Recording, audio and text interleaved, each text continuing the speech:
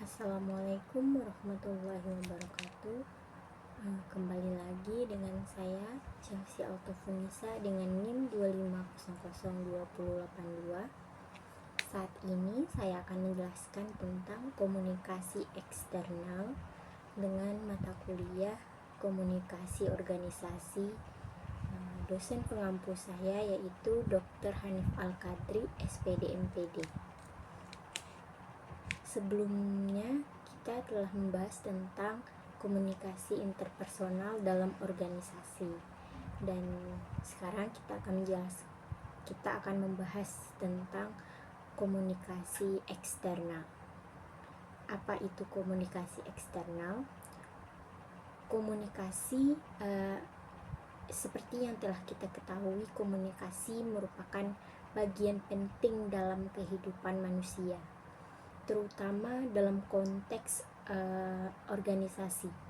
Setiap organisasi memerlukan komunikasi untuk menyampaikan informasi, mengoordinasikan kegiatan, serta membangun hubungan yang baik dengan pihak internal maupun eksternal.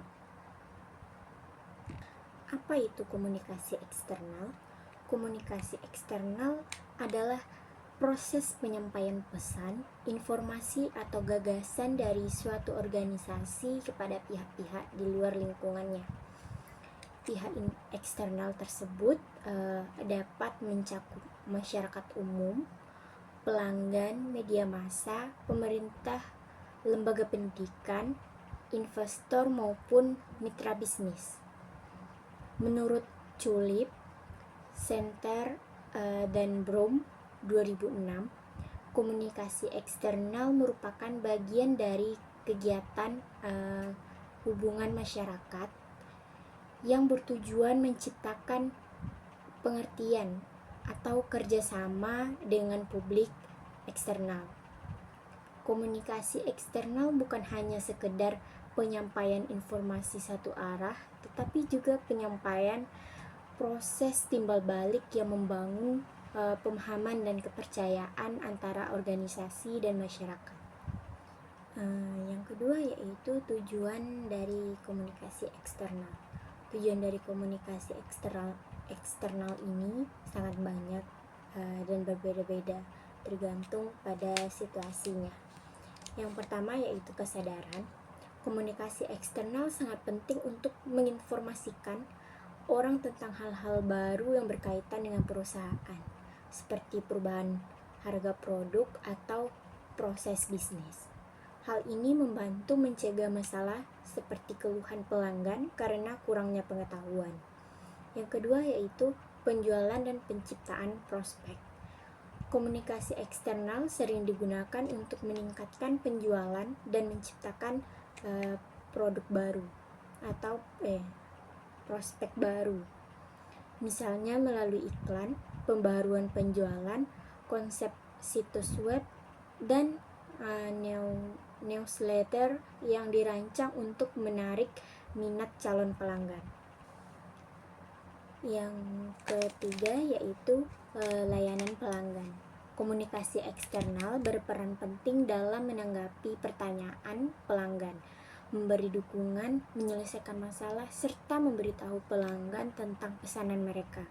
Hal ini membantu menjaga hubungan baik dengan pelanggan. Yang keempat yaitu pengumuman pemegang saham dan press release. Perusahaan dapat menggunakan komunikasi eksternal, terutama press release, untuk memberi tahu pemegang saham tentang kegiatan perusahaan. Hal ini juga bisa digunakan untuk mengumumkan perkembangan penting seperti produk baru atau rencana ekspansi. Yang terakhir yaitu terkait dengan proyek. Ketika proyek perusahaan memengaruhi pihak eksternal seperti vendor, distributor, atau pelanggan, komunikasi eksternal berperan penting untuk mempersiapkan mereka dalam menghadapi perubahan dan dampak potensial. Baiklah, selanjutnya yang akan saya jelaskan yaitu tentang karakteristik komunikasi eksternal. Karakteristik komunikasi eksternal berfokus pada audiens di luar organisasi. Komunikasi ini melibatkan audiens di luar struktur organisasi langsung, termasuk pelanggan, pemasok, investor, media, dan publik. Memiliki tujuan yang strategis. Tujuannya adalah membangun citra merek yang positif, menumbuhkan kepercayaan dan loyalitas pelanggan, serta mendukung tujuan bisnis seperti penjualan dan kemitraan strategis. Selanjutnya yaitu memiliki keberagaman saluran.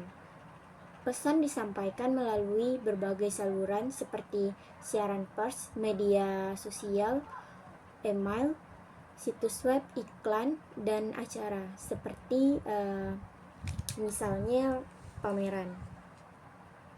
Selanjutnya yaitu memiliki sifat yang formal. Komunikasi eksternal yang seringkali bersifat formal untuk menjaga profesionalisme dan memberikan kesan terbaik pada audiens luar. Berfokus pada pesan yang jelas dan konsisten. Pesan yang jelas dan konsisten dengan merek sangat penting untuk membangun persepsi yang benar dan menghindari kesalahpahaman. Selanjutnya yaitu memiliki daya tarik emosional. Menyertakan daya tarik emosional dapat membantu membangun koneksi yang lebih kuat dan meningkatkan keterlibatan audiens. Yang terakhir yaitu dapat memberikan dampak pada reputasi dan citra merek.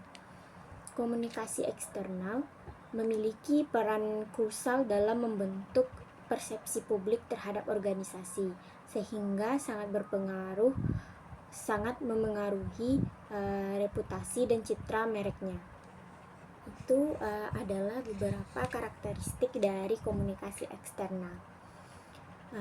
Selanjutnya yaitu pembahasan tentang variabel kunci komunikasi eksternal. Dalam proses komunikasi eksternal terdapat beberapa variabel utama yang menentukan efektivitasnya. Variabel pertama adalah komunikator, yaitu pihak yang menyampaikan pesan dalam konteks organisasi. Seperti yang telah kita ketahui yaitu komunikator dapat berupa humas, juru bicara, atau pimpinan lembaga. Yang kedua yaitu pesan. Pesan adalah isi atau informasi yang disampaikan kepada publik. Pesan bisa berupa pengumuman, kampanye, laporan, atau kegiatan promosi. Pesan yang baik harus jelas, menarik, dan sesuai dengan tujuan komunikasi. Yang ketiga yaitu media. Media adalah saluran yang digunakan untuk menyampaikan pesan. Pesan yang digunakan media yang digunakan dapat berupa media cetak, elektronik, atau digital, tergantung pada target audiens yang ingin dijangkau. Selanjutnya yaitu variabel penerima pesan.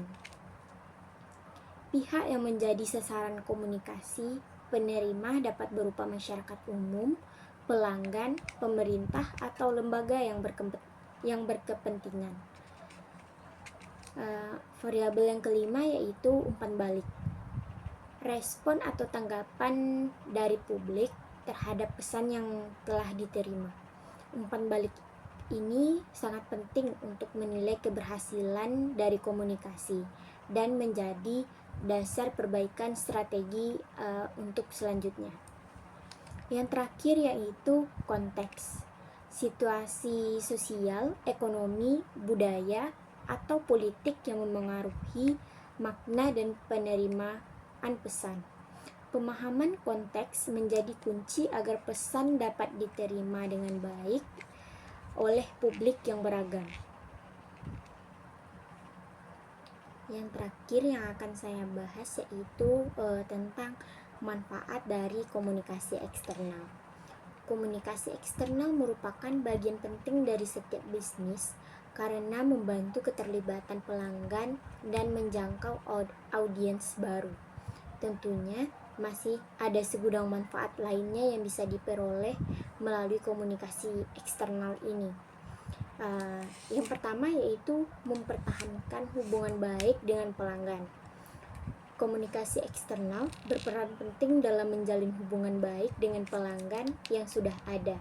Melalui komunikasi ini, perusahaan dapat memberikan informasi tentang produk baru yang dapat membangun loyalitas dan ketertarikan pelanggan terhadap merek tersebut. Yang kedua yaitu berbagi berita tentang perkembangan bisnis. Setiap perubahan dalam bisnis penting untuk diinformasikan kepada mitra, pemegang saham, hingga klien. Melalui komunikasi eksternal, pihak-pihak tersebut dapat tetap terhubung dan mengetahui kabar terkini mengenai perusahaan tersebut. Yang ketiga, membangun identitas merek. Cara perusahaan berkomunikasi seperti pemilihan kata dan gambar yang dibagikan berkontribusi dalam membangun dan memperkuat identitas merek. Hal ini membantu menciptakan kedekatan antara bisnis dan pelanggan, serta menarik perhatian audiens baru. Selanjutnya yaitu menjalin komunikasi dengan supplier. Mempertahankan hubungan yang kuat dengan supplier sangat penting bagi kesuksesan suatu bisnis. Komunikasi eksternal yang baik dengan supplier dapat membantu membangun kemitraan yang saling menguntungkan dan berkelanjutan. Yang selanjutnya yaitu meningkatkan kredibilitas. Komunikasi eksternal yang transparan dan konsisten dapat meningkatkan kredibilitas perusahaan di mata publik. Dengan memberikan informasi yang akurat dan relevan, perusahaan dapat membangun kepercayaan dengan pelanggan, mitra, dan pemangku kepentingan lainnya. Selanjutnya, memperluas jangkauan pasar. Dengan menggunakan berbagai saluran komunikasi eksternal, seperti media sosial dan kampanye iklan, perusahaan dapat menjangkau audiens yang lebih luas.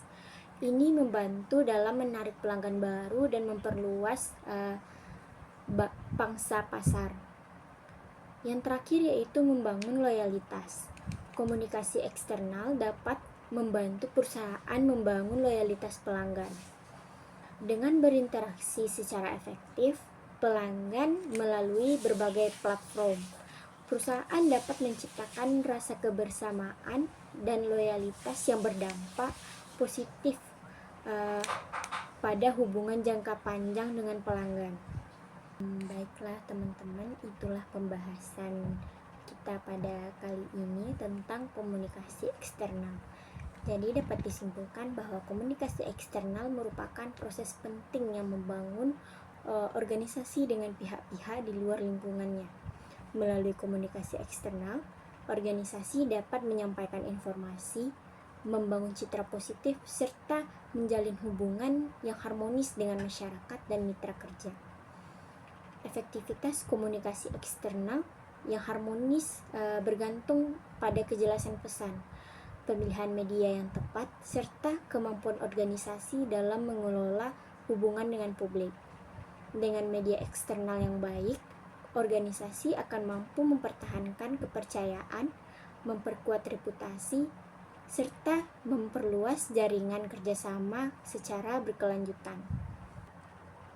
Komunikasi eksternal ini tidak hanya bersifat satu arah, tetapi juga melibatkan proses timbal balik yang menciptakan pemahaman dan kepercayaan antar organisasi dan pihak eksternal. Tujuan utama komunikasi eksternal adalah menciptakan hubungan yang baik dengan publik, menyampaikan informasi secara efektif, serta mendukung berbagai kegiatan strategis organisasi seperti promosi, pemasaran, dan manajemen reputasi. Jadi dapat dikatakan bahwa komunikasi eksternal merupakan elemen yang tidak dapat dipisahkan dari keberlangsungan dan kesuksesan dari sebuah organisasi. Jadi itulah pembahasan yang dapat saya jelaskan pada hari ini. Kalau ada salah, saya mohon maaf. Saya tutup dengan Assalamualaikum warahmatullahi wabarakatuh.